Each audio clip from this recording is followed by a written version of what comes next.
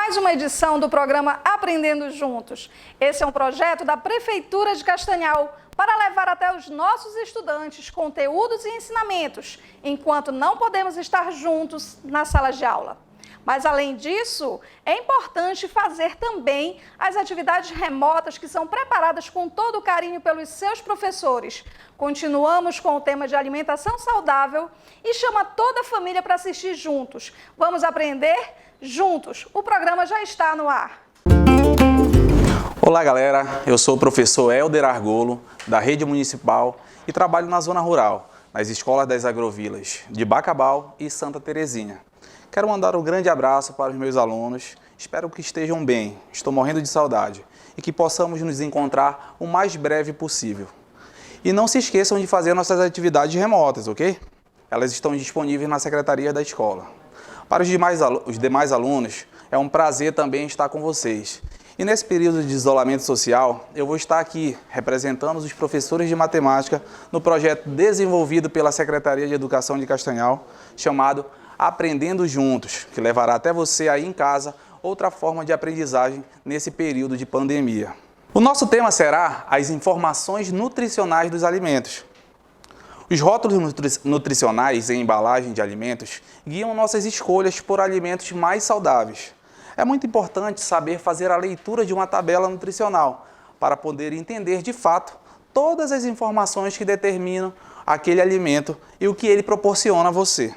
A matemática, ela está envolvida diretamente nos rótulos do produto, que você consome através de alguns exemplos, como quilo, grama, litro, mililitro e entre outros dados. Na hora da compra, é importante saber que você está levando para casa. Ao ler os rótulos dos produtos, pode-se ter uma ideia do que está sendo consumido, ou seja, quais são os ingredientes presentes na sua composição. Os alimentos industrializados são identificados pelos rótulos presentes em sua embalagem. O rótulo é responsável por trazer dados importantes do produto ao consumidor, como nome, peso, característica e data de validade. Você sabia a quantidade de calorias que o corpo humano necessita? De acordo com o Programa Nacional para a Promoção da Alimentação Saudável, os valores médios de calorias aconselháveis para os adultos saudáveis oscilam entre as 1.800 e as 2.500 calorias. Por isso, é importante saber o que estamos consumindo e qual a quantidade ideal. Agora, vamos dar uma olhada num vídeo sobre a importância de ter uma alimentação saudável. Pode rodar. Alimento é vida. Mas será que nós sabemos o que estamos comendo? Carbonato de cálcio, pirofosfato de sódico, sulfato de zinco, emulsificante lecitina de soja. Preste atenção, esses são ingredientes artificiais consumidos diariamente por adultos e crianças em todo o país. E que tal um copo de achocolatado, amido modificado, soro de leite em pó reconstituído, celulose microcristalina, carboximetilcelulose sódica, citrato de sódio? Isso será mesmo saudável? Muitos alimentos processados que parecem ser saudáveis estão compostos de ingredientes artificiais que fazem mal à sua saúde. Para ter uma alimentação saudável, sempre que possível, escolha alimentos in natura, como frutas, verduras, hortaliças. Isso é comida de verdade, não artificial. Mas é claro que nem sempre a correria do dia a dia nos permite tempo para preparar e consumir alimentos frescos diariamente. Quando tiver pouco tempo, prefira alimentos minimamente processados, que são mais próximos da forma natural. Quando for consumir alimentos processados, escolha os que contenham ingredientes culinários que você conhece. E aí, gostaram do vídeo? Agora iremos mostrar um exemplo de uma tabela nutricional. Os valores são referentes a uma colher de sopa de um determinado produto. No slide, podemos observar na primeira coluna as informações nutricionais. Na segunda coluna, temos os seus respectivos valores em gramas, miligramas e calorias. E na terceira coluna, os valores de referências diárias que devemos levar como base. Note que na terceira coluna, os valores estão representados na forma de porcentagem. Um exemplo, 170 calorias é igual a 8% do total de calorias recomendada diariamente. No segundo slide, iremos mostrar um exemplo dos nutrientes e a quantidade mínima recomendada. Você pode observar na tabela que você encontra na primeira coluna os itens e na segunda coluna a quantidade recomendada que você deve utilizar. Depois de aprender um pouco sobre as tabelas nutricionais, eu tenho aqui uma pequena questão para fazer vocês pensarem um pouco sobre o assunto. Pode rodar. Vamos lá, a questão é o seguinte: 5 gramas de açaí tem 12 calorias. Quantas gramas de açaí precisamos para consumir 36 calorias? Pensem aí, daqui a pouco a gente continua, volta para ela. Enquanto vocês vão pensando na resposta, temos aqui no terceiro slide os itens obrigatórios no rótulo de uma embalagem de alimentos. Agora vamos ver qual é a resposta da nossa pergunta, viu, galera? Vamos lá. Quem respondeu 15 gramas está correto. Portanto, galera, assim finalizamos nossa primeira aula. Espero que todos tenham aprendido sobre as tabelas nutricionais. E a partir de agora, tenho certeza que iremos nos alimentar cada vez melhor. Um grande abraço do seu amigo professor Helder Argolo. E até a próxima.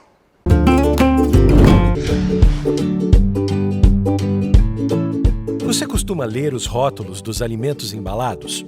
Como você escolhe entre um alimento e outro? O rótulo é uma ferramenta que pode ajudar você a fazer escolhas mais adequadas. Para conhecer um produto, você precisa checar a lista de ingredientes e a tabela nutricional. A lista de ingredientes apresenta em ordem decrescente todos os componentes do produto. E saiba que não importa se o produto tem poucos ou muitos ingredientes. O número de ingredientes não determina a qualidade nem a segurança do alimento. Se estão ali, é porque são necessários. Como existem centenas de ingredientes, é natural que a maior parte dos consumidores não os conheça. Pela lei, os ingredientes e aditivos são descritos com termos técnicos ou em códigos, o que pode soar estranho. Mas o importante é saber que passaram por critérios de aprovação muito rigorosos na Organização Mundial da Saúde e no Brasil, e seus limites são estritamente seguros. Para os alérgicos, os rótulos têm de destacar os principais ingredientes que causam alergia numa frase logo abaixo da lista de ingredientes. Todo alimento embalado também deve informar com destaque se tem ou não tem glúten na receita. Agora vamos ao tamanho da porção. Ela vai estar em gramas ou ml e medida caseira. Fique de olho, às vezes o produto pode vir com uma ou mais porções por embalagem. A tabela nutricional é praticamente o raio-x do alimento. Ela mostra as calorias e os nutrientes por porção do alimento. Assim, se você consumir mais de uma porção, deverá multiplicar esses valores. A primeira informação é o valor energético, que mostra a quantidade de calorias em quilocaloria. Depois vem os carboidratos, as proteínas, as gorduras totais, as gorduras saturadas, as gorduras trans e as fibras. Tudo em gramas. Daí vem o sódio. E, atenção, ele está em miligrama e não em gramas. Mas abaixo vem as vitaminas e os minerais, que podem estar em miligramas ou microgramas. Outros nutrientes ou elementos poderão aparecer aqui, se estiverem presentes no alimento. Você sabe a diferença entre grama e miligrama? 1 grama tem 1000 miligramas. Isso significa que a quantidade de 1 grama é 1000 vezes maior do que a quantidade de 1 miligrama. Na coluna ao lado fica o VD. Os especialistas em nutrição descobriram o quanto precisamos comer de cada nutriente ao dia e deram o nome de valor diário na sigla VD. De modo geral, tudo que você come no dia deve ser somado e o ideal é que as calorias e nutrientes não passem do 100% do VD. Dê preferência aos produtos com o menor VD para gorduras saturadas e sódio. Quem precisa controlar o açúcar deve ficar de olho na porcentagem dos carboidratos e checar o açúcar nas suas diferentes formas na lista de ingredientes. As informações do rótulo servem para ajudar na melhor escolha. Por isso, fique atento. Olá, queridos alunos e alunas. Sejam todos bem-vindos a mais um programa Aprendendo Juntos. Sou a professora Nayana Dias, trabalho em algumas agrovilas de Castanhal com as disciplinas de História e Ensino Religioso. Gostaria de mandar um abraço a todos os meus alunos, moradores da agrovila do Bacabal, Iracema, Santa Terezinha e Cupiúba, que estão ligados no nosso programa acompanhando a nossa aula. Espero que todos estejam bem e se protegendo desse vírus, para que em breve possamos nos reencontrar. Agradeço a CEMED Castanhal pela oportunidade de estar aqui hoje, nesse projeto criado para ajudar todos os nossos alunos nesse período de isolamento social. Hoje, vamos aprender sobre a história da alimentação, conhecer um pouco os processos e mudanças que ocorreram ao longo desse tempo. Vamos lá conhecer um pouco sobre essa história? A história é uma disciplina encantadora, pois é através dela que nós podemos descobrir fatos que ocorreram com os nossos antepassados. Pensando neles, vamos conhecer um pouco a maneira como eles se alimentavam? Começamos com a alimentação na pré-história, analisando o período paleolítico. Na pré-história, a alimentação ocorria de uma forma bem rústica, pois os primeiros hominídeos não tinham muitas habilidades. Sendo assim, eles se alimentavam da coleta de frutas, raízes e outros vegetais, onde também desenvolveram o hábito de se alimentar de proteína animal. Aqui no nosso slide, nós temos a apresentação da alimentação do período paleolítico. Observamos uma imagem de um hominídeo, onde ele está observando o formato das pedras, que foi muito utilizada para poder conseguir uma caça. Um fato bem importante é que eles aproveitavam as carcaças de animais deixadas por outros carnívoros para poder ingerir a proteína animal. É importante a gente observar também que eles não tinham muita agilidade por andar somente em 2 pernas. Já os animais, eles andavam em 4, então eles tinham muita agilidade em conseguir uma caça. Por isso que eles aproveitavam as carcaças deixadas pelos outros animais. Algumas pesquisas realizadas por cientistas observaram que há 3 etapas na alimentação dos hominídeos. Aqui nós temos a primeira etapa, onde ele vai falar sobre a retaliação de um corpo de um animal, onde eles utilizavam as pedras, que era o principal instrumento nesse período, que favorecia o corte das carnes. Passa para mim, por favor. A segunda etapa, nós observamos que eles passaram a desenvolver um outro tipo de pedra para conseguir quebrar os ossos, onde eles conseguiam ingerir aquele tutano, que era uma fonte de proteína essencial para o seu desenvolvimento. Na terceira etapa, observamos que, com novos instrumentos como pedras pontiagudas e objetos de madeira, facilitavam a caça de animais. Então, essas 3 etapas foram muito importantes para o desenvolvimento dos hominídeos ligados à questão alimentar.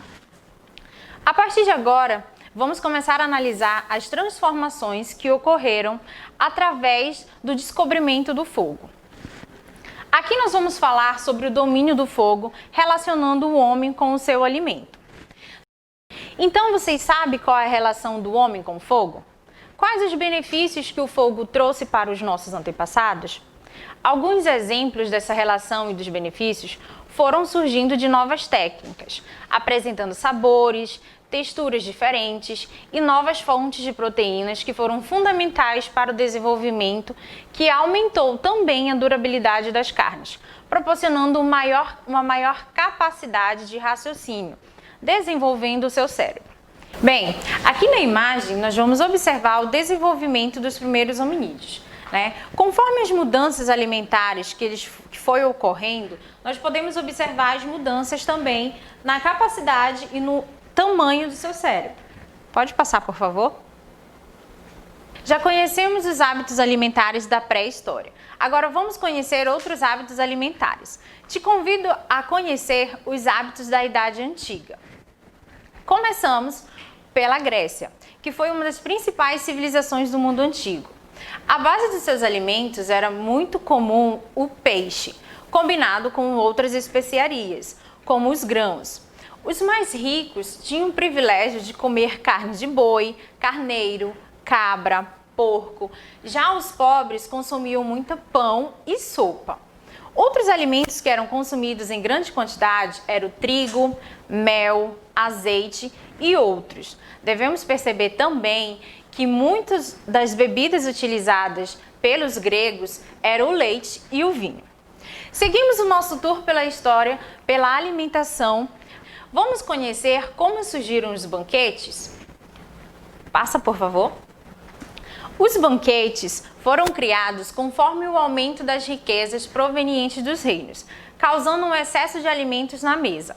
Os cozinheiros eram pessoas muito importantes em Roma e recebiam altos salários. Ter um cozinheiro desses era um significado de uma ascensão social na época. Daí surgiu os chefes de cozinha. Bem, nesta imagem nós temos uma representação de um dos banquetes na Idade Média. Aqui nós podemos observar uma mesa bem farta, onde nós temos vários tipos de carnes, legumes, verduras e uma grande quantidade de gente, porque isso era uma forma de representar toda a sua riqueza. Passa, por favor. Já conhecemos a Idade Antiga e agora nós vamos conhecer um pouquinho sobre a Idade Média, que também não era muito diferente. Os hábitos alimentares na Idade Antiga sofriam uma diferenciação conforme a sua região e as suas características culinárias. Para os camponeses, o consumo de carne era em menos quantidade, por ser cara. Já para os nobres, que viviam com muita fartura na mesa, promovendo vários banquetes, a mesa era sempre muito farta e tinha uma grande quantidade de comida. Nesse período, algumas técnicas foram desenvolvidas para a conservação dos alimentos, como, por exemplo, salgar os produtos para que eles não estragassem rapidamente, deixando muitas vezes imersos em bacia com sal para ser consumido por mais vezes.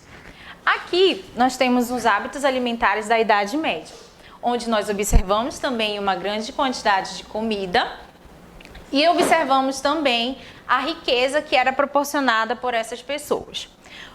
Uma civilização muito importante foram os vinques. Foi daí que surgiu aquele delicioso peixe salgado. Por exemplo, deixavam o peixe secar até que perdesse quase a quinta parte do seu peso e endurecesse em uma tauba de madeira para ser consumido aos pedaços ao longo das viagens que faziam pelos oceanos. Percebemos que conforme as mudanças iam ocorrendo nos hábitos da sociedade, também iam se modificando os hábitos alimentares. Na Idade Moderna, já encontramos algumas dessas mudanças. Passa para mim, por favor. Uma dessas principais mudanças foi o surgimento das especiarias, que traziam um sabor diferente para as comidas e conservavam por mais tempo os alimentos. Aqui na imagem nós temos algumas dessas especiarias, como o açafrão, o cravo, canela, alecrim, pimenta do reino e outras ervas aromáticas. Lembrando que esses produtos eram provenientes das navegações marítimas e tinham um custo altíssimo no comércio. Por isso, somente os nobres e a burguesia tinham condições de consumir esse produto. Finalizando o nosso tour, chegamos à Idade Contemporânea, com muitas inovações e surgimento de eletrodomésticos, que ajudaram na conservação dos alimentos. Aqui na imagem, nós temos algumas dessas representações dessas mudanças. Primeiro, nós começamos com os alimentos industrializados, batata frita, hambúrguer.